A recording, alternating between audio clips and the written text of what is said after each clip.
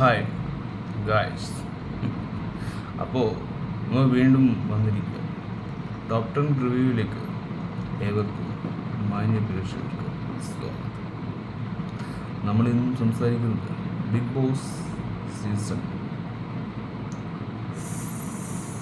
17 episode, അതായത് മൂന്നാമത്തെ വീക്കിലെ episode. നമ്മൾക്കിപ്പോൾ ചർച്ച ചെയ്യുന്നുള്ളത് ജിറ്റോ ഇന്നലെ തൻ്റെ ഫേസ് ബിഗ് ബോസിന് പുറത്ത് ഉള്ളിലുള്ളവർക്ക് സ്വയം ഒരു ബുദ്ധിമോശം കാണിക്കുന്നുണ്ടായിരുന്നു. യാതൊരു ചലഞ്ചിങ് മൊമെൻറ്റും ഇപ്പോൾ ബിഗ് ബോസിനകത്ത് നടക്കുന്നില്ല.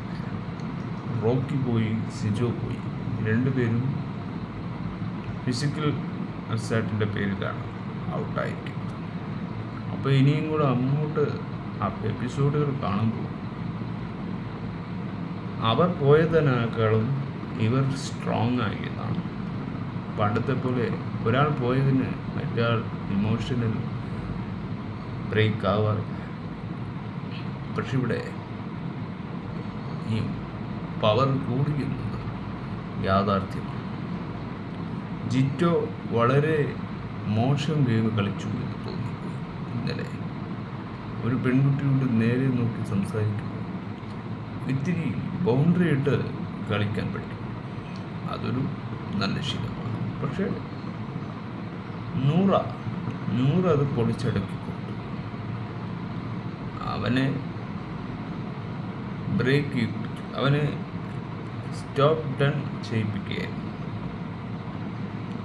ഗബ്രിക്കും ജാസ്മിനും പിന്നെ ഇതല്ലാണ്ട് വേറെ പണിയില്ല. ഡ്രസ്സിംഗ് റൂമിൽ പോയി ഒളിഞ്ഞിരിക്കുക, അവിടെ നിന്ന് മൈക്രോഫോൺ ഓഫ് ചെയ്യുക, ബിഗ് ബോസിന് അനീതികരമായ കാര്യങ്ങൾ നിയമാവലിയിൽ തെറ്റായത് ചെയ്തുകൊണ്ടിരിക്കുക. എന്തിനാണ് ബിഗ് ബോസിൽ നിന്ന് ഔട്ടാകാൻ ഇത് മതി കാരണങ്ങൾ. ബിഗ് ബോസ് സീസൺ 6 മറ്റൊരു പ്രധാന കാര്യം, ഇന്നലെ എല്ലാവരേക്കാളും നല്ലൊരു ഗെയിമറായിരുന്നു നൂറയും ഋഷി. കാരണം ഇന്നലൊരു ടാസ്ക് കൊടുത്തിട്ട് BB സർക്കസ്, ആർട്ട് സർക്കസിൽ ഡാൻസും കാര്യങ്ങളുമായി വലിയൊരു എൻ്റർടൈൻമെൻറ്റ് പ്രേക്ഷകർക്ക് തന്നിട്ടുണ്ട്. അപ്പം ബിഗ് ബോസ് സീസൺ 6 17ാമത്തെ എപ്പിസോഡിൽ ഒരു കളർഫുൾ എന്ന് പറയാൻ പ്രേക്ഷകർക്ക് സാധിക്കും. മറ്റൊരുത്തൻ വിട പറഞ്ഞാൽ, മറ്റൊരാൾ ഇവിടുന്ന് ഗെറ്റ് ഔട്ട് ആയാലും നമ്മൾ സ്ട്രോങ് ആണ് എന്ന കണ്ടസ്റ്റൻസിൻ്റെ പവർ, അത് ബിഗ് ബോസ് സീസൺസിൻ്റെ മറ്റൊരു തരത്തിലേക്ക് ഇനിയുള്ള എല്ലാ കാര്യവും ഇതുപോലെ ജെന്യുവനായിട്ട് മുന്നോട്ട് പോകും. ആരെയും പറ്റിക്കാതെ, ആരെയും അധികമായി ഫ്ലേവറാക്കാതെ, നമ്മളുടെ പ്രൊട്ടക്ഷനിൽ, നമ്മുടെ പോയിന്റിൽ സംസാരിക്കാൻ പഠിക്കണം. വാക്ക് തർക്കങ്ങളാകാം, ഫിസിക്കൽ അറ്റാക്ക് പാടില്ല എന്നത്. പക്ഷെ റോക്കി പുറത്ത് പോയപ്പോൾ അകത്തിരുന്ന റോക്കിയേക്കാൾ പുറത്തിരിക്കുന്ന റോക്കി വിഷമായി മാറിപ്പോയി. കാരണം ഒരിക്കലും പാടില്ലാത്ത കാര്യങ്ങൾ അവിടെ പുറത്ത് പബ്ലിക്കിൽ പറഞ്ഞു. അപ്പോൾ ഒരു ഗെയിമർ എന്തൊക്കെയാണെന്ന് തിരിച്ചറിയാൻ ബിഗ് ബോസിലൂടെ സാധിക്കും. രണ്ട് മുഖമുണ്ട്. ഒരു മുഖം പുറത്തും ഒരു മുഖത്ത് അകത്തുമാണെന്നാണ് തോന്നിയത്. അവിടെ രാജാവായൊക്കെ റോക്കി അംഗീകരിച്ച് കഴിഞ്ഞു. ചിലപ്പോൾ അത് നാടകീയതയായിരിക്കാം. സിജോ എന്ന പാവത്താൻ്റെ പല്ലടിച്ച് പൊട്ടിക്കരും. അതൊരു നീര് പോലെ ഒരു ഭാഗത്ത് ഇങ്ങനെ കിടക്കുകയുണ്ടായി. അത് കണ്ടിരിക്കുന്നവർക്ക് സഹിക്കുന്ന കാര്യമില്ല. പല്ലെന്ന് പറയുന്നത് നമ്മുടെ ശരീരത്തിലെ സ്ട്രോങ് ടീത്ത് എന്ന് പറയാറില്ലേ, അത് പല്ല് നമ്മളുടെ ശരീരത്തിൻ്റെ ഒരു ഭാഗമാണ്. അപ്പോൾ ആ ഭാഗത്തിന് ഫ്രാക്ചർ നമുക്ക് പറയാനോ സംസാരിക്കാനോ കമ്മ്യൂണിക്കേറ്റ് ചെയ്യാനോ ഒന്നിനും കഴിയില്ല. അത് നിങ്ങൾ കണ്ടസ്റ്റൻസ് ആദ്യം ഒന്ന് ഓർത്തുകൊള്ളണം. കാരണം ലൈഫിൻ്റെ വിഷയമാണത്. അപ്പോൾ സാധാരണ ഒരു വിഷയമാക്കി തൻ്റെ വിജയത്തിലേക്കുള്ള കാര്യങ്ങൾ മാത്രമാക്കി മറ്റുള്ളവരുടെ അപകടങ്ങളും പ്രയാസങ്ങളും മനസ്സിലാക്കാതെ വെച്ച ഒരു ഗെയിമർ ആവരുത് ബിഗ് ബോസ് സീസൺ 6 കണ്ടസ്റ്റൻസ്. അവർ ഒരിക്കലും ബിഗ് ബോസിന് പറ്റിയ ആളല്ല. കാരണം പ്രേക്ഷകർ അംഗീകരിച്ചെങ്കിലും പുറത്ത് കാണിച്ച ഒരിക്കലും പ്രേക്ഷകർക്ക് അംഗീകരിക്കാൻ കഴിയാത്ത കാര്യങ്ങൾ സംസാരിക്കുമ്പോൾ അതിനെതിരെ പ്രേക്ഷകരും സംസാരിക്കും. അപ്പോൾ ബിഗ് ബോസ് സീസൺ 6 17 സംഭവിച്ചത് അവരുടെ എല്ലാവരുടെയും ഒരേ ബിഗ് ബോസ് പറഞ്ഞ രീതിയിൽ സംസാരിക്കാൻ പറഞ്ഞപ്പോൾ ഓരോ പേരും ഓരോ കാരണങ്ങൾ സംസാരിക്കുകയുണ്ടായി. ഇവർ പുറത്തായപ്പോൾ നിങ്ങൾക്ക് വിഷമമുണ്ടോ, നിങ്ങൾ തോറ്റുപോയോ? ഇല്ല. അങ്ങനെ തോൽക്കപ്പെടാനാണെങ്കിൽ എന്തിന് ബിഗ് ബോസ്? അവരെ തോൽറ്റ് അവരെ ബിഗ് ബോസിൽ നിന്ന് ഇറക്കി വിടുക എന്നതാണ് മത്സരം. ആ മത്സരം വീണ്ടും വീണ്ടും ജനങ്ങളിലേക്ക് അത് പവറാക്കുക. പക്ഷേ ഇന്നലെ റോക്കി ചെയ്തത് ഒരിക്കലും കൺട്രോളിങ് പോകാതെ ചെയ്യേണ്ട ഒരു കാര്യമാണ്. തൻ്റെ കൺട്രോൾ നഷ്ടപ്പെട്ട് കളിക്കരുതാരും ബിഗ് ബോസിൽ. ബിഗ് ബോസ് എന്നൊരു പ്ലാറ്റ്ഫോം നമ്മുടെ മോശമായ കാര്യം അവിടെ ഇട്ട് നല്ലതിനെ മാത്രം പെറുക്കിയെടുത്ത് അത് നമ്മുടെ ലൈഫിൽ ഉപയോഗിക്കുക എന്നതാണ് വാസ്തവം. മറ്റൊരു ബിഗ് ബോസ് റിയാലിറ്റി ഷോ ഒക്കെ എത്ര ഗംഭീരമായി അവർ കൊണ്ടുപോകുന്നു. പക്ഷെ മലയാളത്തിലെ ബിഗ് ബോസിന് പറ്റുന്നത് മൊത്തം അബദ്ധങ്ങളാണ്. ആ അബദ്ധങ്ങൾ വീണ്ടും വീണ്ടും ആവർത്തിക്കുമ്പോൾ ഷോ എന്നത് ഡീഗ്രേഡ് ചെയ്യപ്പെടും. അത് പാടും. പക്ഷെ ഇപ്രാവശ്യത്തെ ബിഗ് ബോസ് ഒന്നും ഒരു തെറ്റിനെയും സപ്പോർട്ട് ചെയ്തിട്ടില്ല എന്നത് യാഥാർത്ഥ്യമാണ്. അത് നമ്മൾ നല്ലൊരു മീനിങ് കരുതുകയാണ്. ഇനി പറയാനുള്ളത് സിജോയും കാര്യമായി സിജോ ഇത്തിരി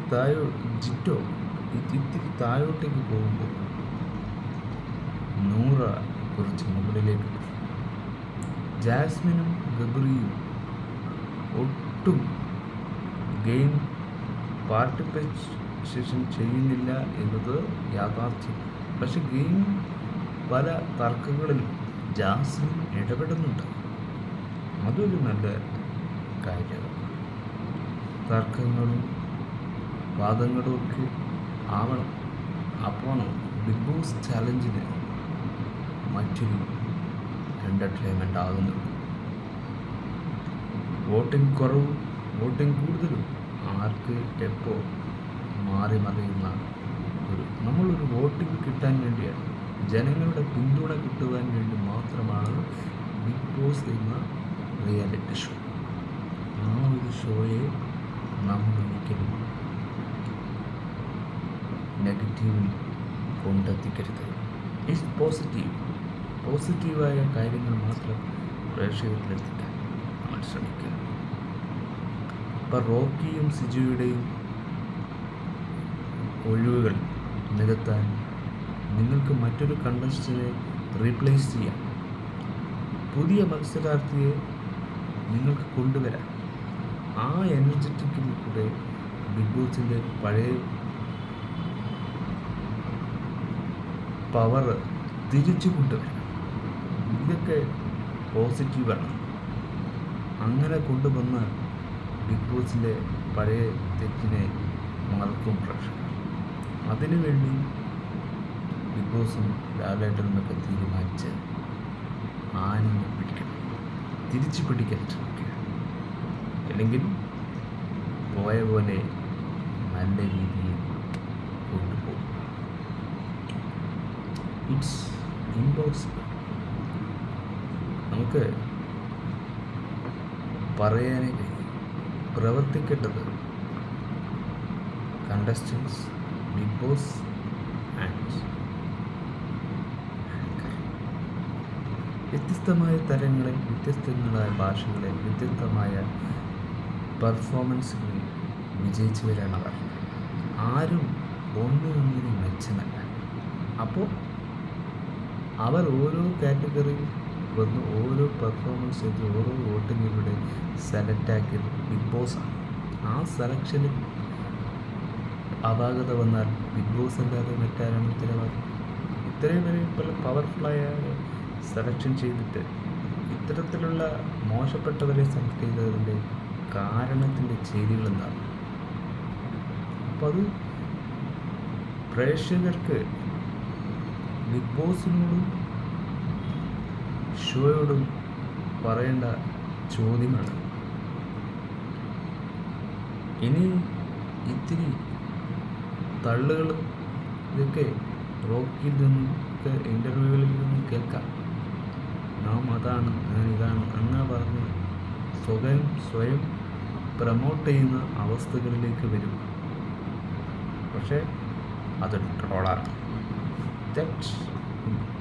അതാണ് അതിൻ്റെ യാഥാർത്ഥ്യം. വൈറലാകുന്നത് നല്ലതാണ്, പക്ഷെ അതൊരു സത്യസന്ധമായ വൈറലായെങ്കിൽ ആർക്കും ഒരു കുഴപ്പമില്ല. ഒരാളെ അടിച്ച് തോറ്റിപ്പിച്ച് അവൻ്റെ പല്ലിന് ക്ഷതമേൽപ്പിച്ച് നേടിയ വിജയം ആർക്ക് വേണമെന്ന്? സ്ട്രോങ് ആയ പാർട്സിനെ ഇടിച്ച് തകർത്തിട്ട് അവൻ ആനന്ദം കണ്ടെത്തുന്ന ഒരു ഗെയിം പ്ലാൻ ബിഗ് ബോസിലുണ്ടാവും. അങ്ങനെ ഒരു ഗെയിം പവർ ആർക്കും ആവശ്യമില്ല. ഒരു സാധാരണക്കാരൻ വന്നാൽ അവനിട്ടും കിട്ടും ഇതേ പവറിൽ അടി.